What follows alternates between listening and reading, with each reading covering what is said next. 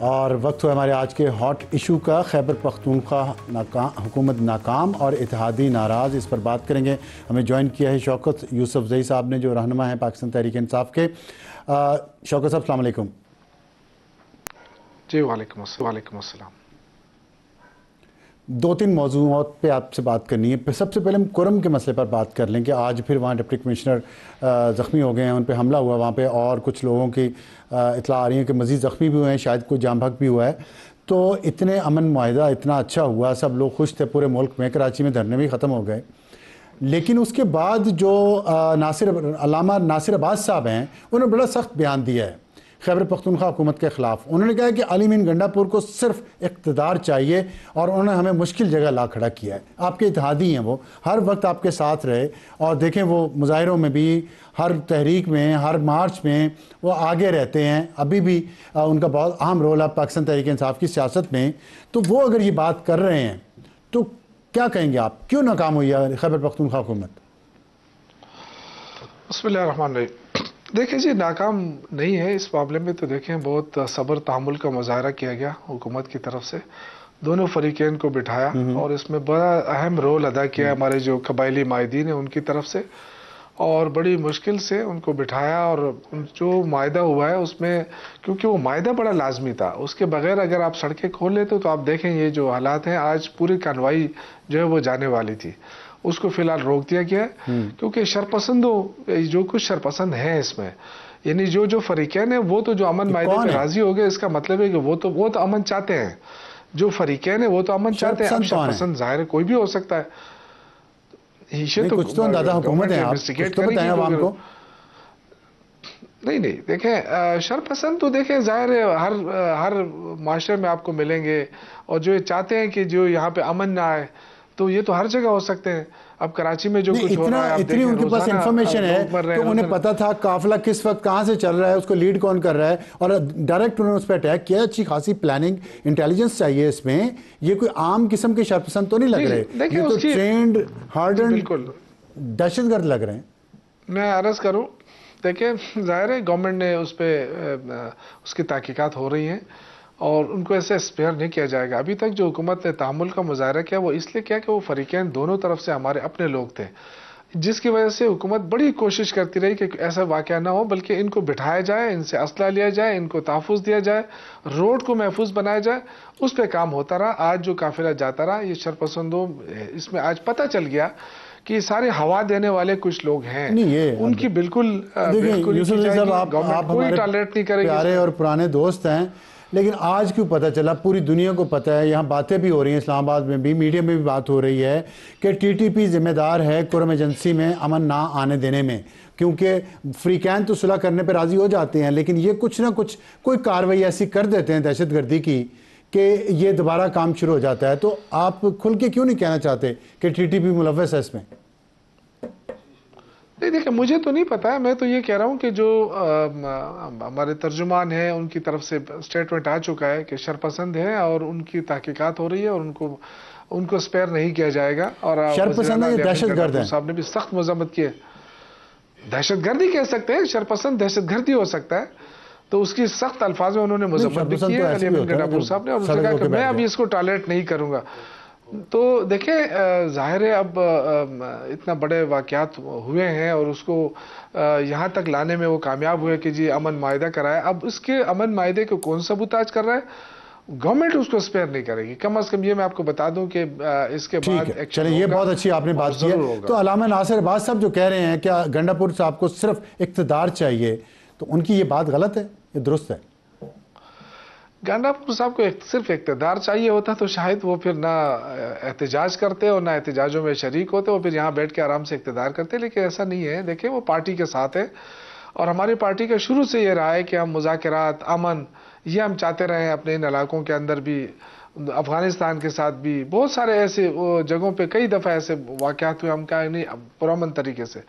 اب چونکہ یہ پاکستان کا اندرونی معاملہ بھی ہے، دونوں فریقین بھی ہے، جو آمنے سامنے وہ تو ہمیں معلوم ہے، جو شرپسند ہے وہ غائب ہیں، ظاہر ہے ان کو تلاش کیا جائے گا۔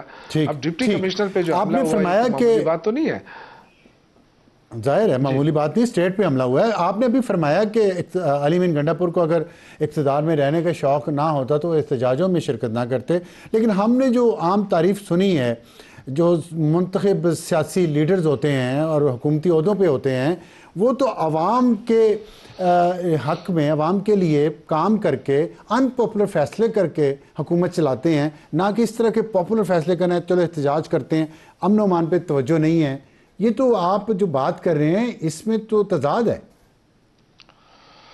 سر جی دیکھیں، یہ واقعات کہیں بھی ہو سکتے ہیں. اب اس کو یہ لنک کرنا ہے کہ جی امن و امان اوورال خراب ہے، میں اس کو نہیں مانتا. دیکھیں بڑی کوششیں ہو رہی ہیں دہشت گردی کے خلاف، جو جنگ ہو رہی ہے جس میں ہمارے فورسز لگی ہوئی ہیں، فوج ہے، ہماری پولیس ہے، اس کی پشت پہ گورنمنٹ کھڑی ہے. ایسا نہیں ہے کہ مطلب وہ اپنے آپ کو الگ تھلگ سمجھ رہی ہے. اور اپیکس کمیٹی کی میٹنگز ہوتی ہیں، کسی جنازے میں جاتے ہیں، نہ کسی زخمی کو آپ پوچھتے ہیں. ہزاروں لوگ مر گئے ہیں ایک سال میں، اور کئی سو نوجوان شہید ہو چکے ہیں فوج کے، ایف سی کے، پولیس کے، کے پی میں ایک سال میں، اور آپ کی 12واں سال شروع ہونے والا آپ کی حکومت کو. نہیں دیکھیں، ہم نے ہر اس کی جو ہمارے اگر فوجی جوان شہید ہوتا ہے تو وہ تو ہمارا بچہ ہے، ہمارا بھائی ہے. یہ کیسے ہم مان سکتے ہیں کہ جی ہم ان کو اون نہیں کرتے ہیں؟ ہم نے ہمیشہ خراج تحسین پیش کیا ہے، ہمارے لیڈر نے خراج تحسین پیش کیا ہے، وزیر اعلیٰ علی امین گنڈا پور نے کئی مرتبہ کیا ہے. یہ تو خیر اس پہ تو کوئی جنازے میں نہیں دیکھا ہم نے کسی نہیں کو، ہونی چاہیے. زخمی کے پاس کسی کے پاس نہیں دیکھا.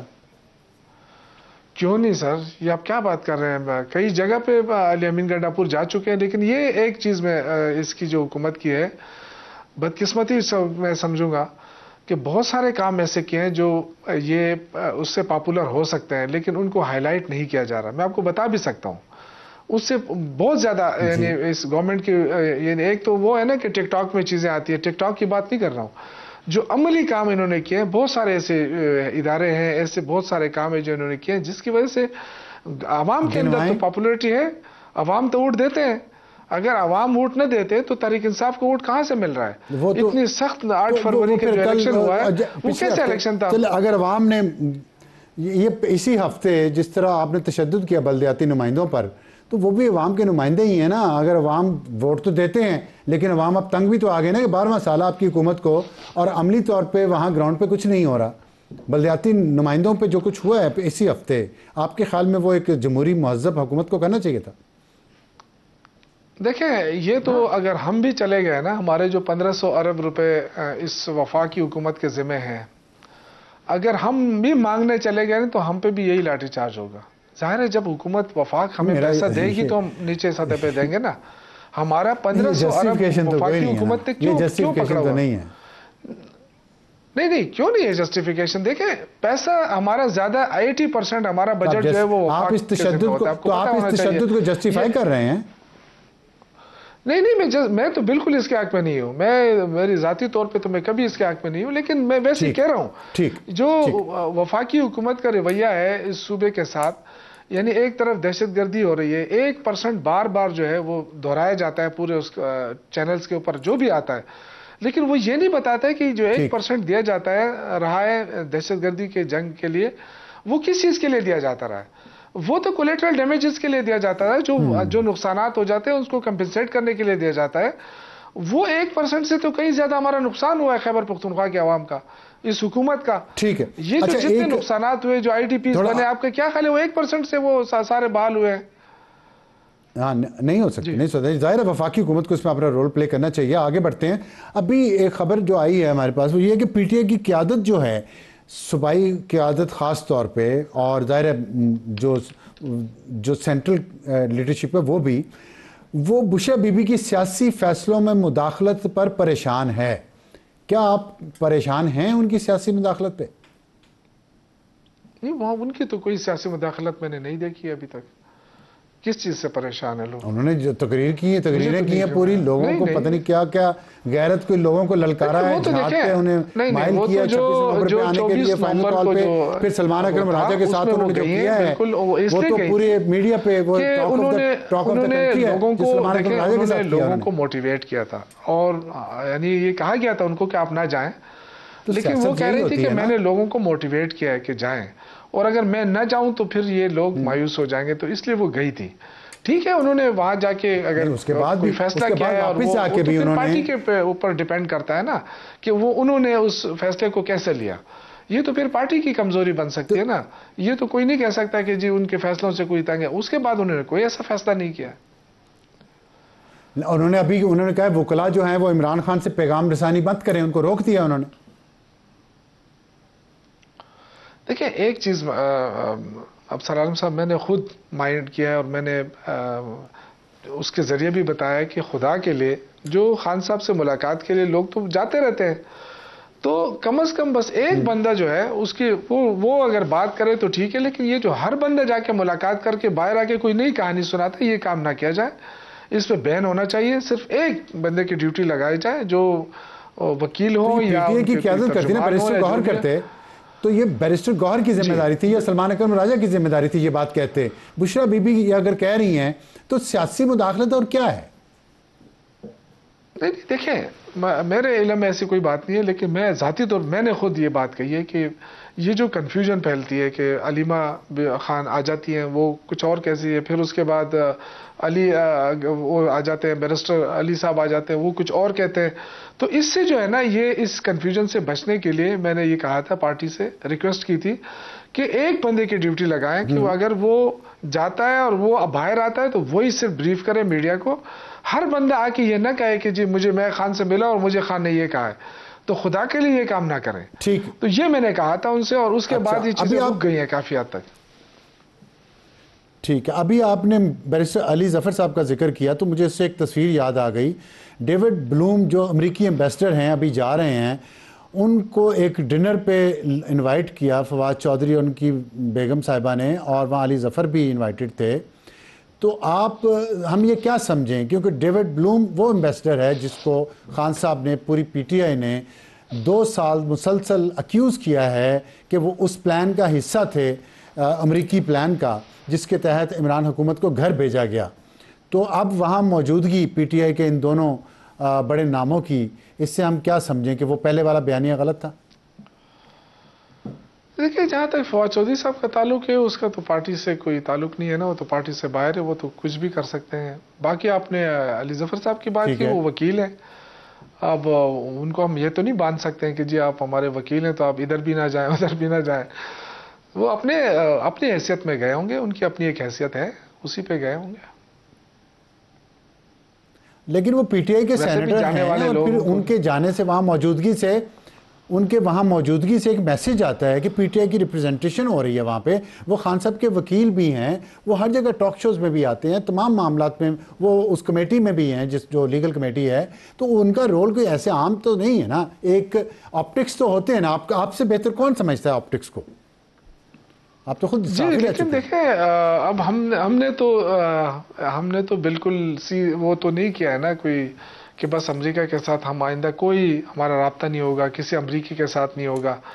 ہم تو پولیٹیکل لوگ ہیں، ہم کیسے یہ کہہ سکتے ہیں؟ پھر ایک بندہ جا رہا ہے تو جانے والے سے کیا لینا دینا، جا رہا ہے تو بس. لیکن جانا آپ کی حکومت گرا کے گیا، آپ پہ ظلم ہوا، اس کے بعد اتنا کچھ احتجاج کیا، لوگ مارے گئے، گرفتار ہو گئے، گرفتار ہو گئے، اتنا مشکل وقت پارٹی پہ آیا اس کی وجہ سے. میں تو مشکور ہوں جنہوں نے بھی ہماری حکومت گرائی، میں تو مشکور ہوں ان کا. ہمیں بہت کچھ سیکھنے کو ملا اور بہت کچھ دیکھا. اور آج جو پاپولیرٹی ہے عمران خان کی، یہ بھی انہی کی بدولت ہے. تو میں ان کا مشکور ہوں کہ انہوں نے یہ کام کیا ہمارے ساتھ. اچھا چلیں، یہ آپ نے بڑا اچھا اینگل نکالا ہے. مان گئے آپ صحافی رہے ہیں تو، لیکن یہ ایک بہتر تھا کہ پرفارمنس اچھی پہ لوگوں میں پاپولیرٹی بڑھتی. شوکت یوسف زئی صاحب بہت شکریہ ہم سے بات کرنے